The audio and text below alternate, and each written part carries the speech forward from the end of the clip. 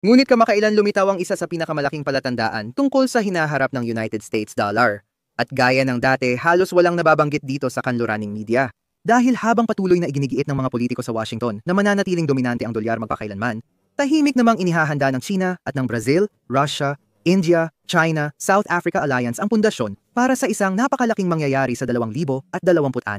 Ngayon, sa nakalipas na ilang taon, isa sa pinakamalalaking usap-usapan na narinig natin ay magsasama-sama ang Brazil, Russia, India, China, South Africa at bubuo ng sarili nilang pera para makipagkumpetensya sa dolyar ng United States. Ilan sa mga tagaloob ay nagsabi na baka suportado ng ginto ang bagong pera. Ito ang pangunahing dahilan ng pag-iipon ng ginto ng Russia at China. Nag-iipon ng ginto ang Russia at China dahil sa ibang dahilan na ipapaliwanag ko mamaya sa video.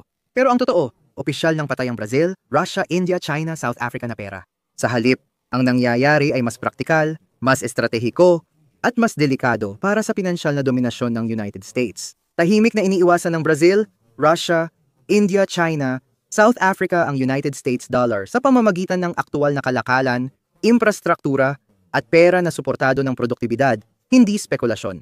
At kapag nakita mo ang plano na sinusunod ng China, magiging malinaw kung bakit bumibilis ang pagbabagong ito at kung bakit mas maraming bansa sa buong mundo ang naghahanda na sumali sa sistemang pinansyal ng Brazil, Russia, India, China, South Africa. Sa video na ito, ipapaliwanag ko ang tunay na plano ng Brazil, Russia, India, China, South Africa sa pera sa 2026 at ang mga mekanismong gumagana sa likod ng eksena. Ipapakita ko sa iyo kung bakit. Dahil maaari nitong baguhin ang kinabukasan ng pandaigdigang pananalapi.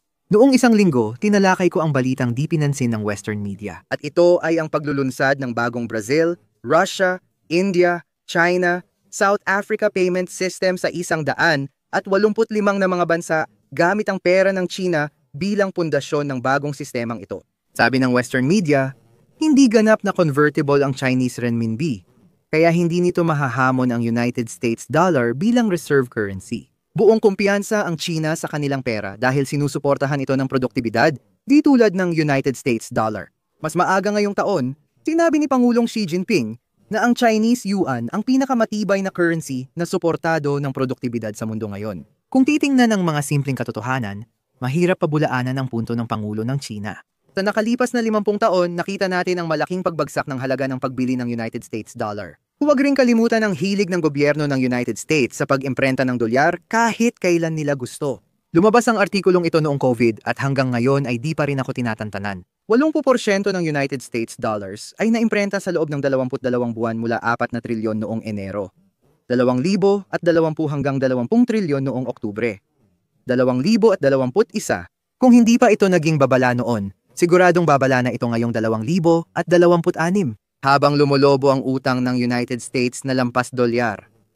38 trilyon sa kabila ng pangako ni Trump na babawasan ito. Aminin natin, hindi talaga babawasan ng United States gobyerno ang utang ng bansa. Patuloy silang mag-iimprenta ng dolyar kapag kailangan ng United States economy ng tulong.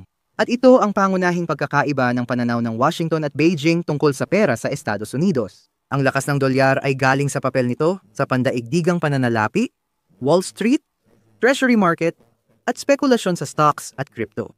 At isang sistemang pinansyal na mas malaki pa sa tunay na ekonomiya. Ngunit iba ang pananaw ng China sa mundo. Naniniwala ang Beijing na ang isang malakas na pandaigdigang pera ay nagmumula sa paggawa ng mga bagay. Tunay na produkto, infrastruktura, at industrial na kakayahan.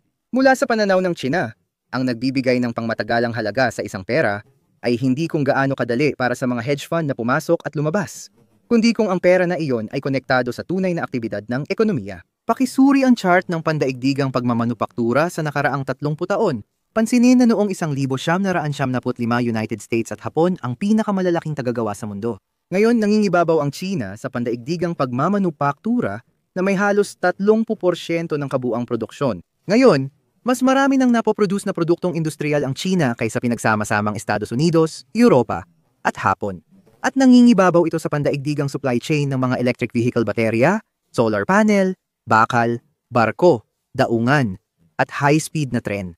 Ang China ang pinakamalaking bansang nakikipagkalakalan sa buong mundo at malayo ang agwat nito sa iba. Sa madaling sabi, suportado na ng kapangyarihang mag-produce ang pera ng China. Dito nagiging interesante lahat dahil ito ang dahilan kung bakit sinimulan ni Donald Trump ang trade war laban sa China. Alam ni Trump na malaki ang kapangyarihan ng China at desperado siyang pigilan ang dominasyon ng China sa supply chain. Binuod ni Professor Hauga ng Cambridge ang pananaw ng Estados Unidos sa China. Pakiusap, mag-import pa at bawasan ang export, maliban sa mga gamit na makakatulong sa innovation.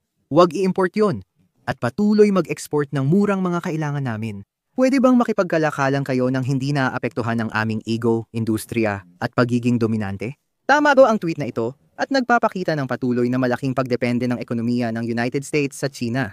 Kahit gustuhin ni Trump magtaripa at pigilan ang pag-angat ng China. Ang tunay na irony dito ay ang kanluran ay labis na nakinabang mula sa industrialisasyon ng China. Nagkakaroon ng access ang mamimili sa United States sa mas murang produkto na nagpapataas ng pamumuhay at nakikinabang ang malalaking korporasyon sa pagsama ng producer ng China sa supply chains. Ngayon, nararanasan din ito sa Global South, lalo na sa dumaraming bansa sa Timog Silangang Asya na gumagamit ng supply chains mula China.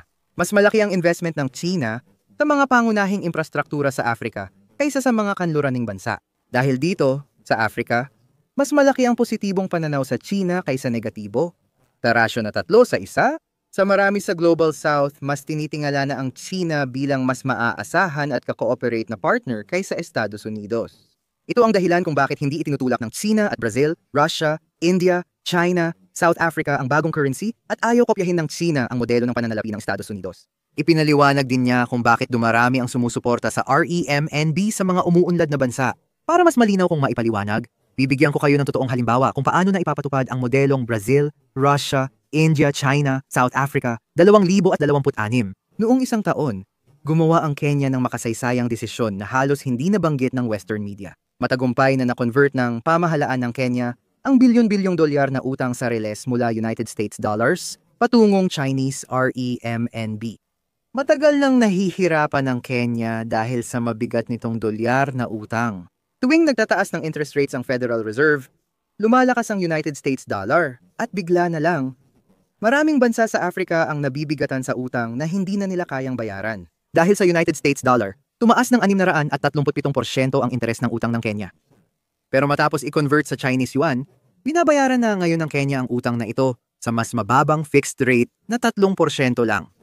Paglipat mula United States dollar na utang sa mas mababang interes na R dahil sa B loans, nabawasan agad ng Kenya ang taunang bayad nito ng daan-daang milyong dolyar. Ngayon, may predictable at stable ng pondo ang Kenya na nakaugnay sa pera ng pinakamalaking trading partner nitong China. Ito na ang gumagana ng Brazil, Russia, India, China, South Africa. 2026 na model. Pondo gamit ang lokal na pera, matatag na bayaran, at pag-unlad na hindi apektado ng patakaran sa pananalapi ng United States. Ngayon malaya nang ituloy ng Kenya ang pagtatayo ng infrastruktura, pagpapalawak ng riles, pamumuhunan sa enerhiya, at pagpapaunlad ng pagmamanupaktura nang hindi nangangamba sa biglang pagtaas ng halaga ng dolyar ng United States. Napansin ito ng iba pang bansa sa Africa. Tina Ethiopia, Angola, Ehipto, at Nigeria ay nagsimula ng mag-eksplora ng mga pautang gamit ang renminbi. Kapag nakalabas na sa bitag ng dolyar ang isang bansa, siguradong susunod ang iba. Ito ang bahagi na hindi maintindihan ng Western media. Kaya may matagumpay na modelo ang China at Brazil, Russia, India, China, South Africa para sa 2026 at mga susunod pa.